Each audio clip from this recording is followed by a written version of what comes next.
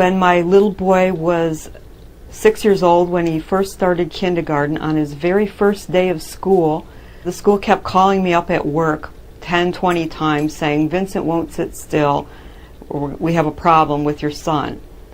And they called me in for a meeting with the principal, a social worker, psychologist, and the teacher, and they said, "You're either going to have to put your son on Ritalin or we're going to put him in a school for special needs children."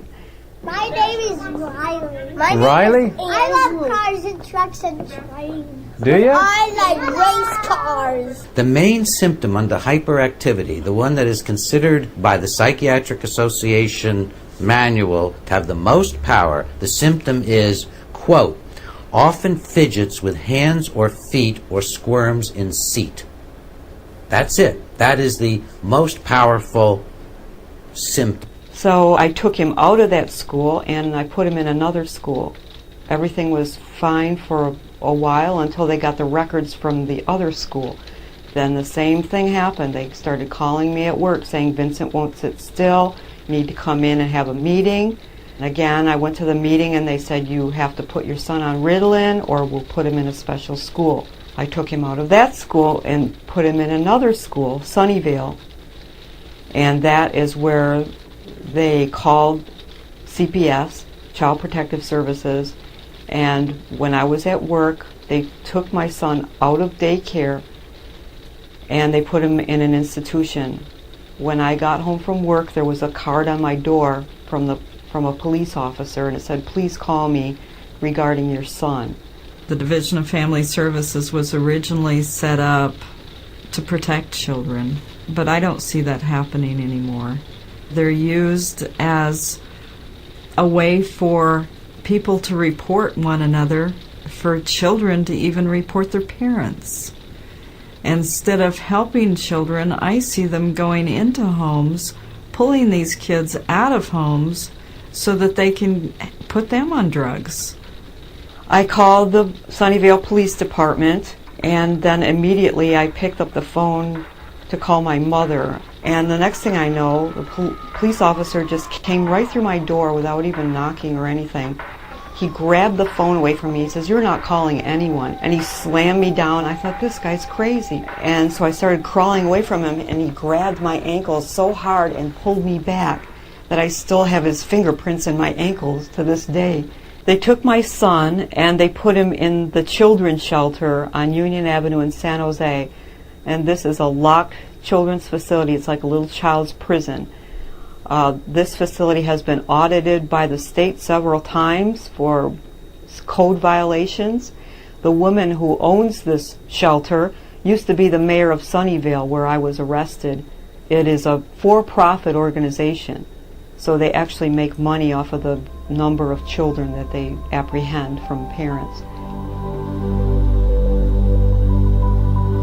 They put my son on Ritalin against my will, and I was just horrified. Every week when I went in to visit him, he would have bruises all over him. I could tell he was on drugs because one time his demeanor would be like all lethargic, and the next time he would be bouncing off the walls, or sometimes he'd be talking to me and he'd just make little movements like that, and I go, "What are you doing that for?"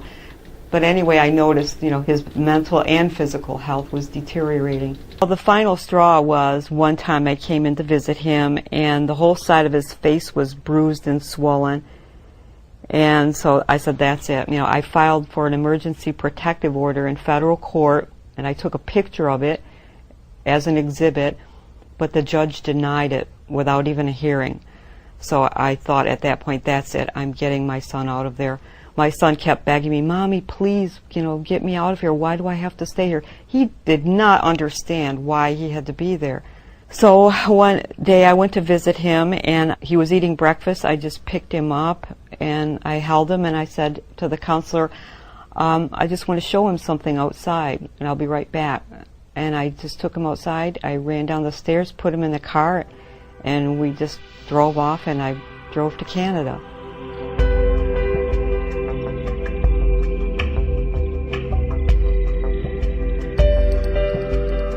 It is happening nonetheless, because it is orchestrated at the very uppermost levels of the U.S. Department of Education and more specifically Office of Special Education, in concert with the National Institute of Mental Health.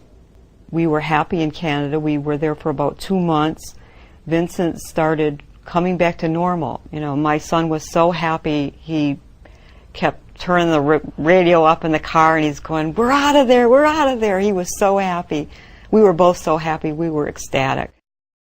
I had no idea that they would pursue me in Canada. We were pulled over by the RCMP. They checked my license and he said, "Are you aware that the FBI has 2 warrants out for your arrest?" I said, "No, I didn't." But they actually had a $500,000 bounty out for me and my son. The U.S. authorities took my son back to California and they were going to try to charge me with 2 felonies, 10 years each. I spoke with a Canadian immigration officer who offered me political asylum. I stayed in Canada for 3 years. But I thought, no, I'm going to go right back down there where my son is, back in the belly of the beast and fight it. That was my only way I was going to get my son returned. So I came back to Santa Clara County and I spent 4 months in jail.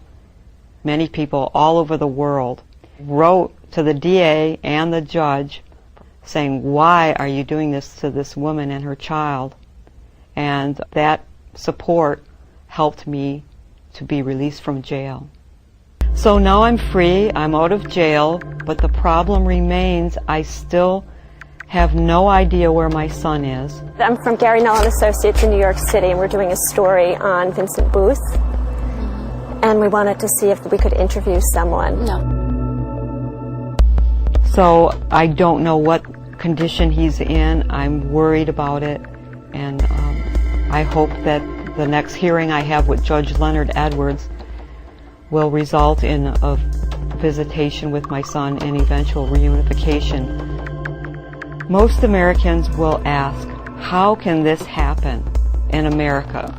I don't believe that this could happen in America. Well, it is happening. If there's one thing I've learned about this whole nightmare, it's that I never imagined how powerful the government can be. I had a perfectly normal life. I was a notary public. I had a perfect driver's license record for 35 years. Never got in trouble, never been in jail. And now I had everything taken from me, including my son. I have nothing. You need to get off our property.